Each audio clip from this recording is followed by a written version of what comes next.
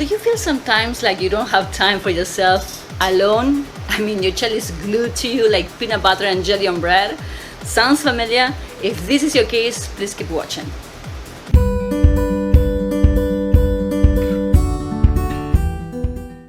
There are countless positive aspects to raising children who are autistic. I have a video about it coming up soon, but there are also challenges that cannot be ignored. And even though a lot of people will argue that parenting in general is challenging, which is true, there are unique elements when raising a child on the autism spectrum that a lot of parents need some advice about. For example, what to do if your child is very needy.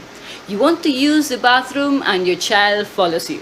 You go to the kitchen, they follow you. You go to your room, they follow you. And on top of that, they want you to constantly entertain them, even though they might have siblings, a lot of toys, and so on. So what is the main reason an autistic child becomes so needy?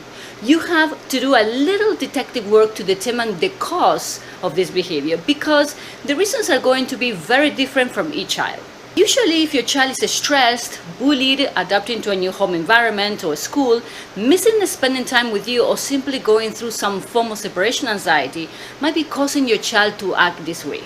The first tip I have is to not ignore this kind of behavior. I know it is easier said than done, but this is extremely important. If something is bothering them, they will automatically cling to you because they trust you. If you ignore or push away your child during these times, you are actually causing your child not to come to you the next time they are in distress, so you have to be very careful. So what to do then? My second tip is to build a relationship with your child where he or she can express either verbally or through writing or drawing how they are feeling. There are children who are generally more sensitive and they need a parent willing to check up on them and find out how they really feel. If you have these little talks with your son or daughter often, it will teach them to learn how to communicate with you without having to physically cling to you for reassurance. And on top of this, you will be building a strong, unbreakable bond with your child who will know that they can always count on you when they are going through a particular situation. My third tip is to ensure you're providing your son or daughter with enough social opportunities with children around their same age. This is vital for their development, and I know because of this pandemic things have become quite difficult, but socialization is an important aspect in a child's life. When they establish meaningful relationships with peers, the less they will become needy. My fourth tip is to ensure your anxiety levels are regulated.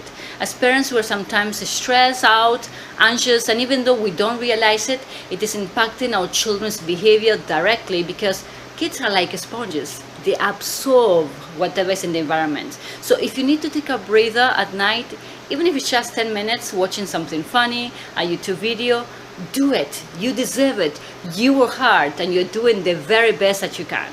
Last but not least, my fifth tip is to never deny a child affection, especially when they are needy, as doing so might have long-lasting effects.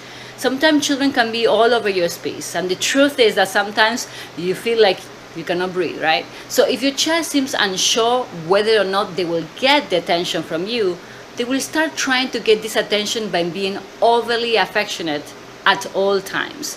This is a big sign for any parent to put away their phones, shut down their computer, break on chores, and spend at least 20 minutes a day with their child, giving them undivided attention. By doing this, your son or daughter will be more calm and relaxed, knowing they don't have to keep being needy because later on, mom or dad will spend time with them.